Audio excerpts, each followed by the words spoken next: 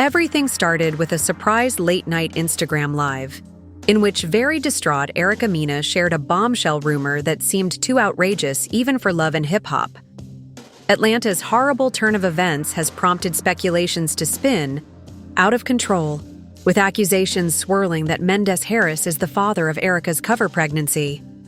According to DNA findings, viewers are startled to discover that Erica was unexpectedly hospitalized after a furious Yandy Smith Harris reportedly challenged her in a private meeting that got combative. The neighborhood was shocked as claims of fraud and dishonesty spread over social media, according to reports.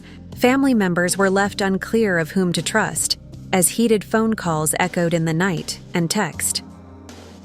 According to insider sources, texts were leaked. Hospital personnel voiced worries about Erica's injuries, and friends of the duo are apparently frightened about both girls' safety. Meanwhile, Mendeecees is gone. Is he running away in terror, or is he hiding a more deadly secret? Keep coming back as we unveil every element of this astonishing narrative that loyal fans are longing for. While the truth is veiled under layers of discussion, every nerve in Erica Mena's body trembled like a leaf in a storm as she made her way through the cafe's glass entryway. Breath froze in her throat. It seemed as if the whole world outside had been replaced by a vast, empty emptiness, and the rich scent of roasted coffee beans and the pleasant murmur of conversation that used to feel relaxing now sounded. Strangely, she observed Yandy Smith Harris seated in the corner of the booth with her arms wrapped over her chest and her eyes unblinking and frigid.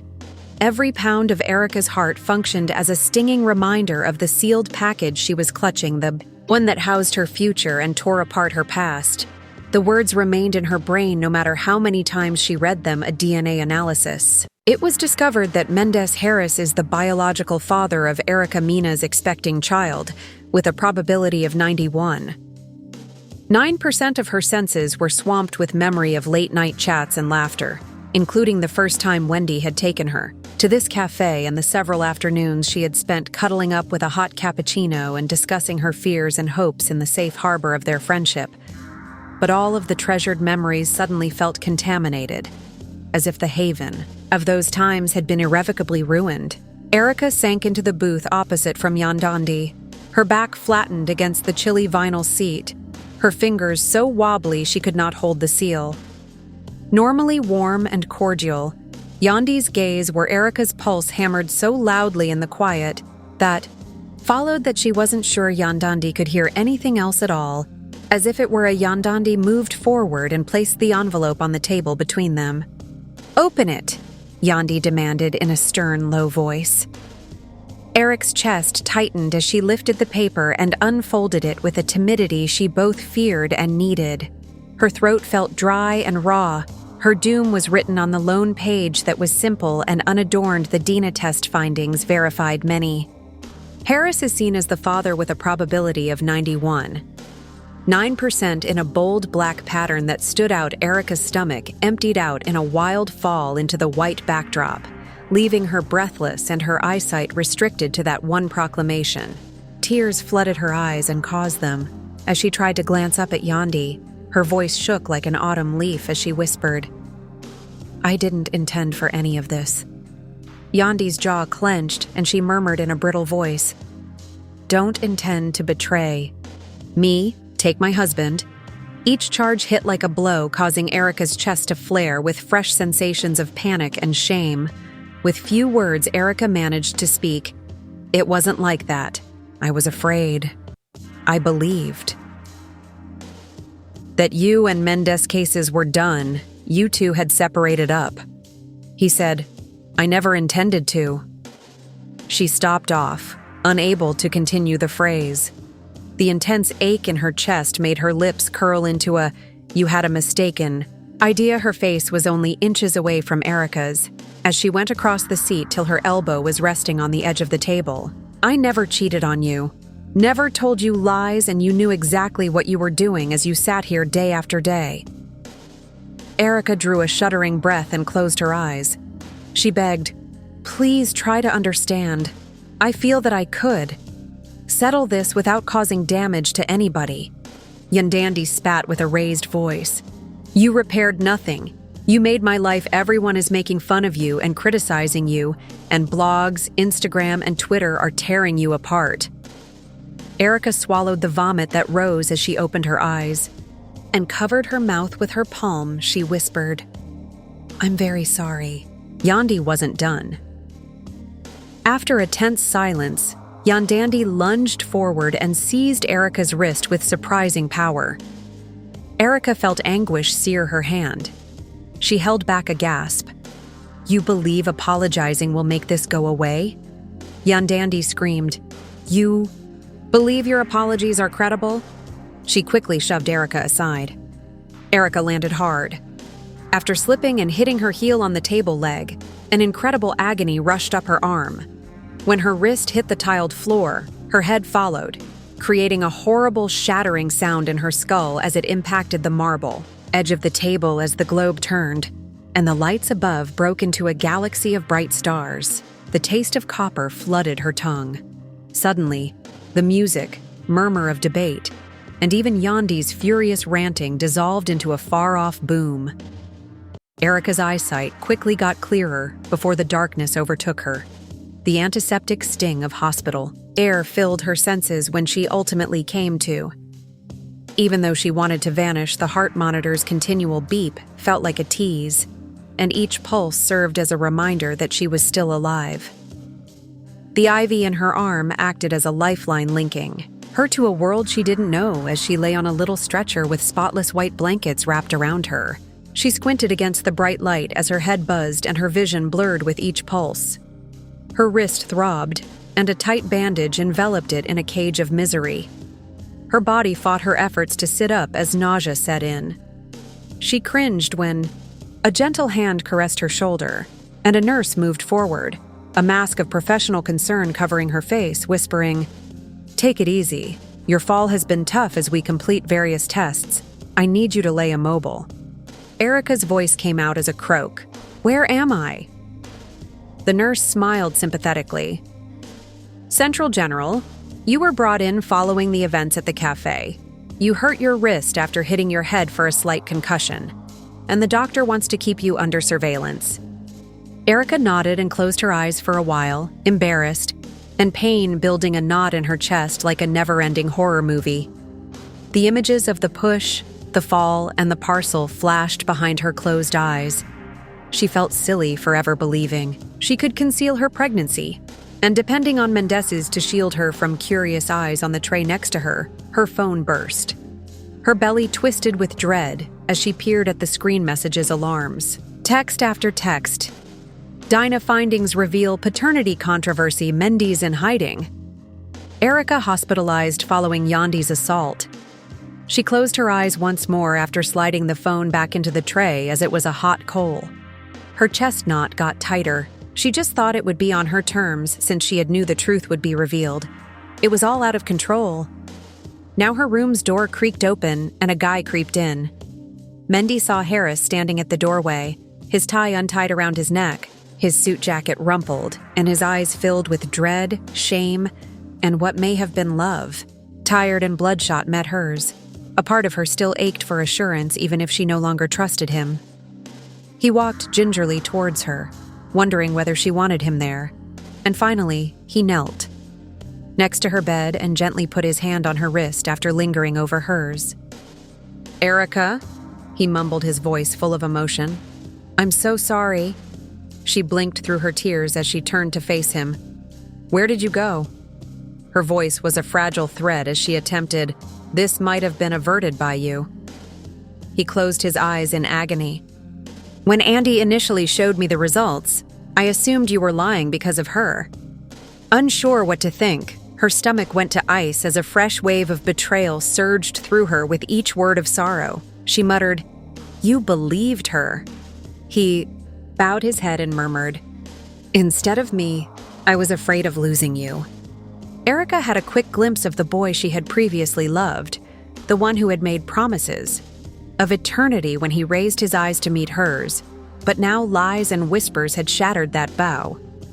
She averted her gaze and let her tears fall carelessly into the immaculate white linens. Her voice was scarcely audible as she mumbled, "I'm pregnant." He appeared to steel himself by shutting his eyes. "I understand." He added, "I wish I had contacted you sooner." She searched for genuineness on his face, but all she saw was regret and misery. She was the flickering hallway lights outside, and the faint hum of the medical personnel reminded her how far apart this location was from the peace she had found in the cafe. Recognizing that there would be little aid in the days ahead, she sensed a tinge of loneliness. She battled the temptation to check her phone as it buzzed once more. The world merely wanted spectacle. It did not deserve her pain. So she concentrated on nothing and let her sight to drift to the ceiling. Another presence was detected by a soft touch on the door. Rita Frost entered the room with a cautious but troubled glance and proceeded cautiously towards the bedside. Eric's chest tightened as he wondered whether she would be welcomed. Rashida had been a friend and support system during tough times, but now allegiances were strained and jumbled. Rita glanced at Mendez first, then at Erica. "How are things going with you?" she inquired gently and quietly. Erica's lips quivered. "I'm in pain." Rita grabbed a chair near the bedside and nodded. "We'll sort everything out," she mumbled. "But you need to relax right now." With a lot of unanswered concerns, Erica gulped. How would she safeguard her kid? How would she cope with the repercussions? And what would happen to her career, friendships, and trust in love? Erica felt the weight of their quiet settle on her like a fog as Rita and Mendez exchanged a gaze.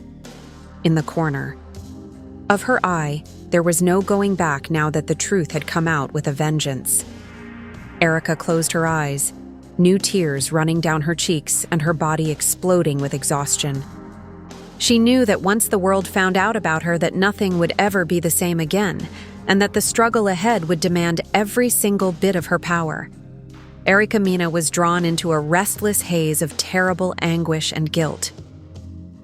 Battled for control of her mind as her eyelids fell asleep and exhaustion crept over her in unending waves. Her pulse was emphasized by the sterile.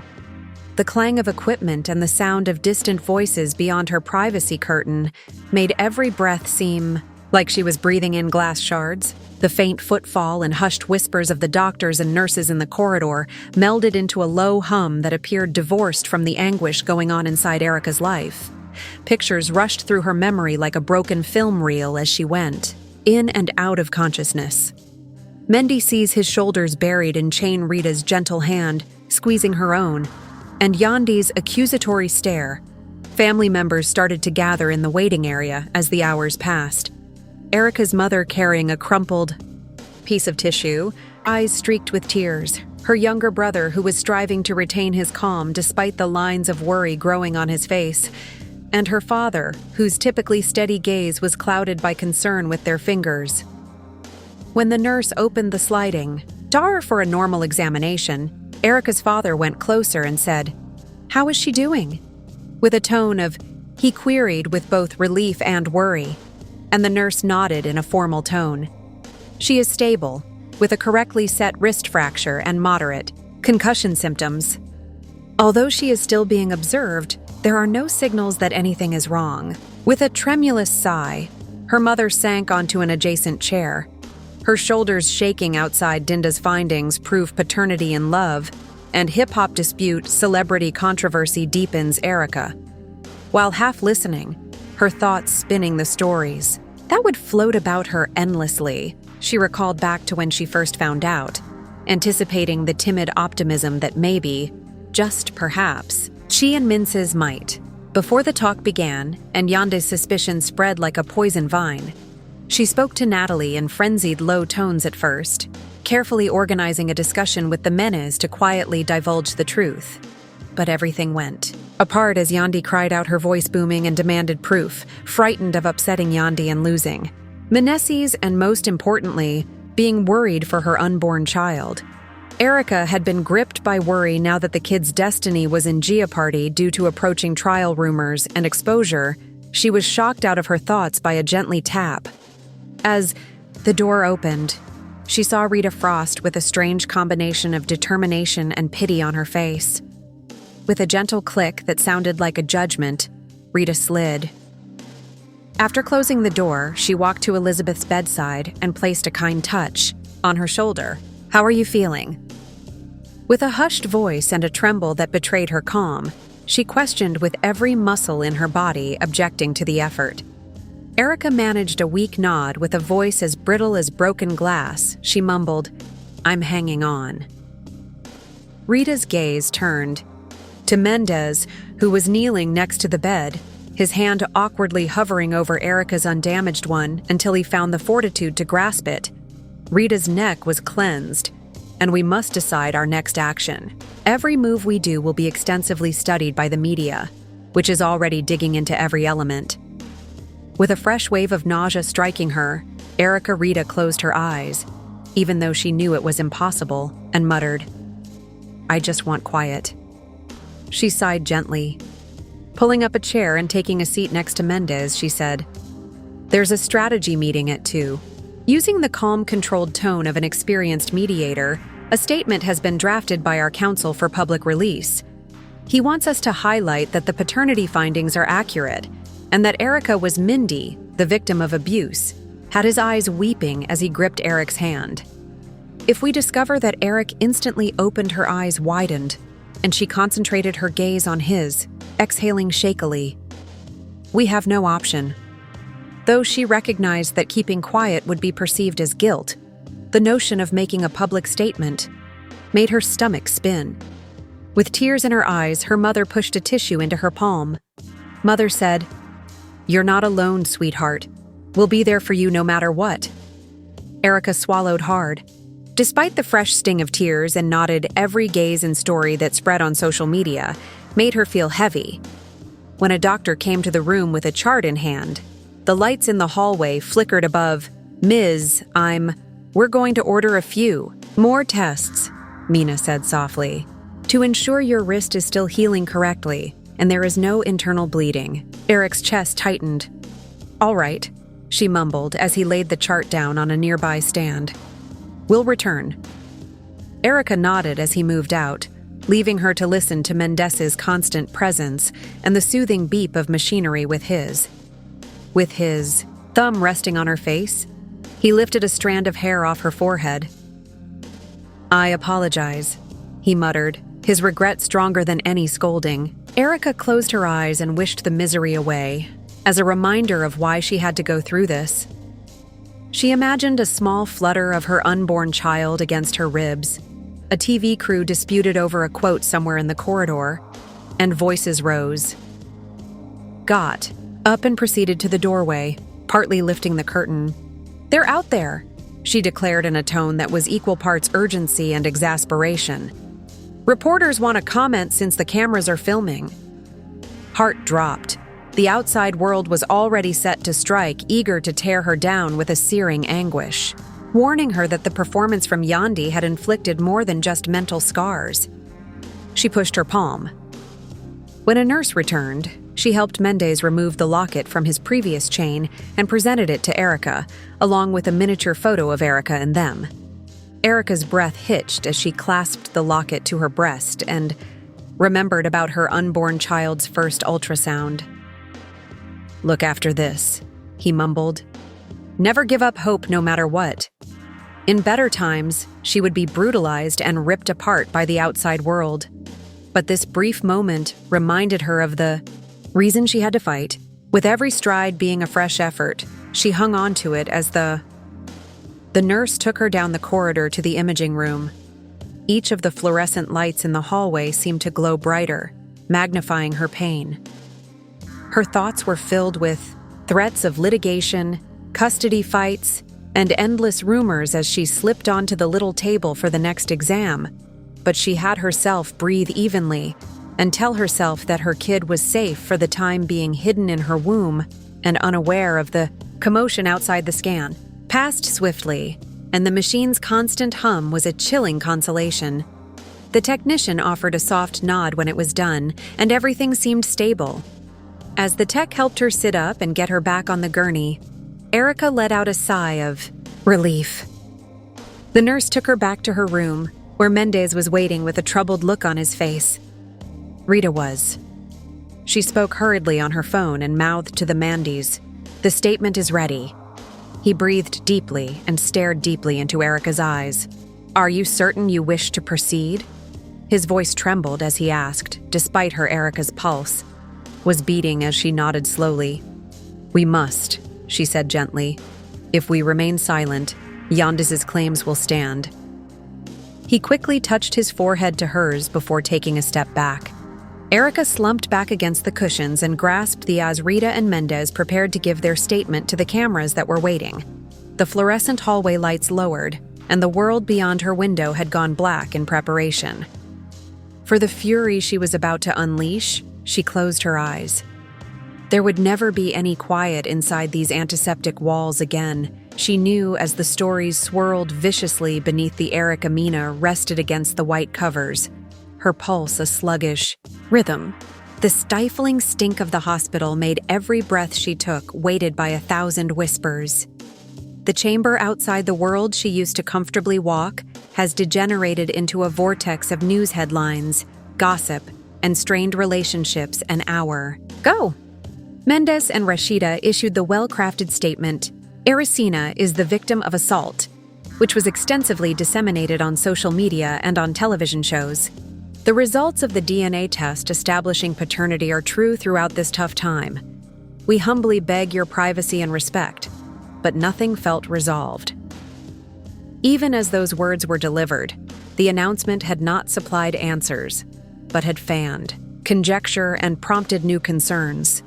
Both fans and adversaries studied every word, fighting about intentions, placing blame, and openly speculating about whether legal action or custody battles might result. Erica closed her eyes, letting tiredness to overwhelm her, but it offered no consolation like a